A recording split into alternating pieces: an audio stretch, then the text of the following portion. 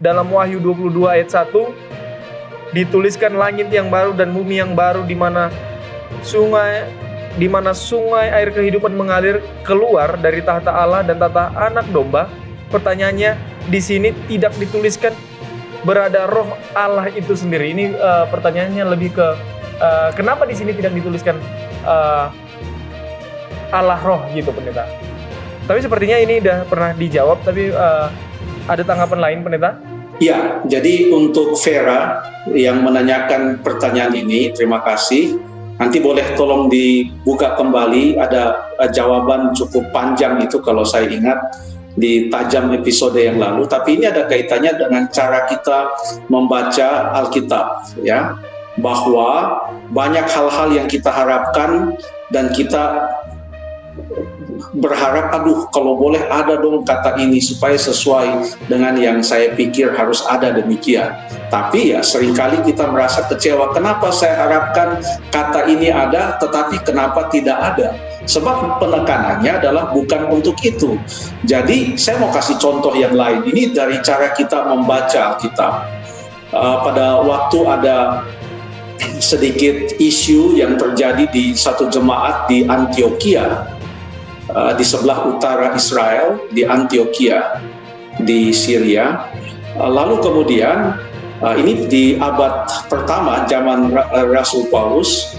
Lalu pada waktu ada masalah di sana, di mana orang-orang Yahudi memaksakan supaya orang-orang Kristen dari bangsa lain yang mau, maksud saya orang-orang dari bangsa lain yang mau menjadi Kristen, mereka harus disunat. Maka itu menjadi suatu diskusi yang cukup hangat pada saat itu, perdebatan yang cukup panas, sehingga Paulus dan Barnabas datang ke Yerusalem, lalu kemudian mereka rapat, lalu kemudian setelah itu dikeluarkan sebuah maklumat atau sebuah surat berdasarkan hasil rapat, di mana rapat itu mereka selalu membuka ayat-ayat Alkitab dan mereka tahu bahwa sunat itu bukan lagi merupakan tanda perjanjian, karena itu hanya untuk orang Israel saja. Lalu kemudian setelah itu mereka menulis sebuah surat. Suratnya itu terdapat di dalam Kisah pasal yang ke-15. Ini yang mereka katakan. Ini saya mau membagikan bagi kita bagaimana caranya kita melihat Alkitab. Kisah pasal yang ke-15, mereka menulis surat. Cukup panjang suratnya, dari ayat yang ke-23 itu sampai ayat yang ke-29. Tapi ayat 23, 24, 25, 6, 27 itu pendahuluan walaupun memang penting. Saya mau baca ayat yang ke-28 dan 29. Ini surat keputusan untuk disebarluaskan ke semua jemaat. Kata Kisah pasal yang ke-16, ini harus disebarkan kepada semua jemaat, kemana saja rasul-rasul itu pergi. Apa isi surat itu?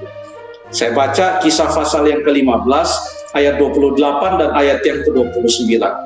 Sebab adalah keputusan Roh Kudus dan keputusan kami, supaya kepada kamu jangan ditanggungkan lebih banyak beban daripada yang perlu ini. Ayat 29, yang pertama, kamu harus menjauhkan diri dari makanan yang dipersembahkan kepada berhala. Satu. Yang kedua, menjauhkan diri dari darah. Jangan makan darah, itu maksudnya. Yang ketiga, menjauhkan diri dari daging binatang yang mati dicekik.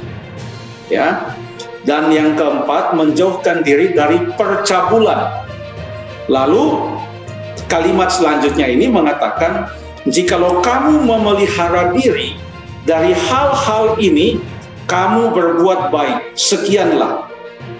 Jadi hanya ada 4 hal di sini.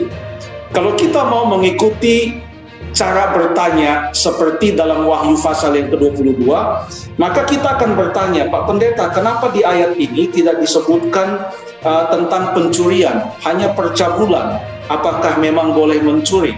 Kenapa tidak disebutkan di sini tentang dusta atau jangan mengingini? Kenapa tidak dituliskan 10 hukum Tuhan atau hormatilah ayahmu dan ibumu? Kenapa tidak dituliskan di sini tentang ingatlah dan kuduskanlah hari Sabat? Mengapa?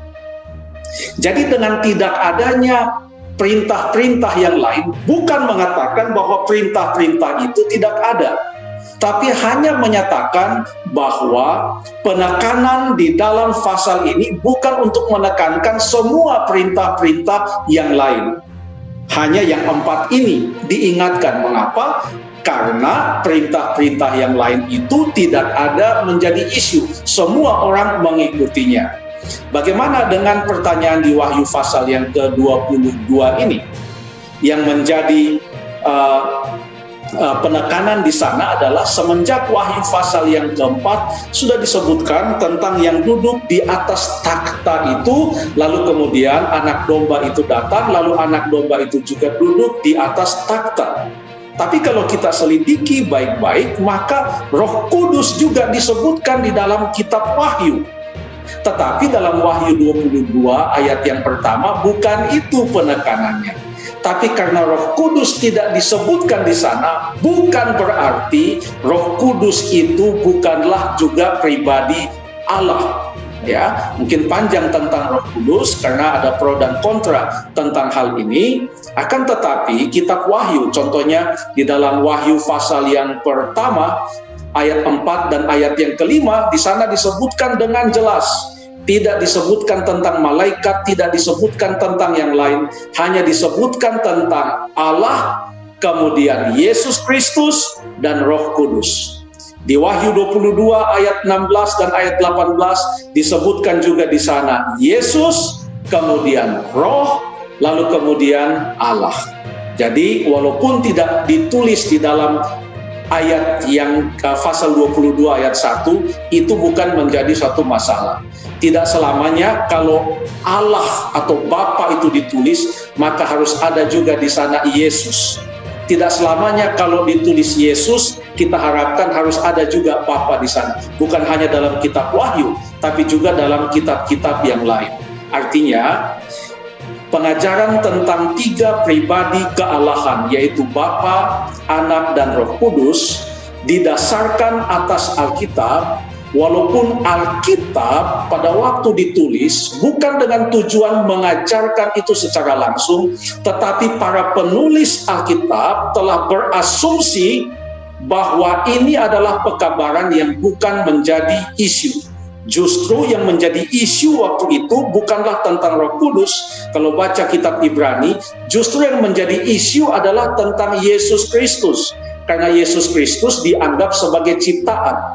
Itulah sebabnya kitab Ibrani menuliskan bahwa Tuhan Yesus itu lebih tinggi dari malaikat, lebih tinggi dari Musa, lebih tinggi dari Abraham, lebih tinggi dari Melkisedek. Dia adalah Allah.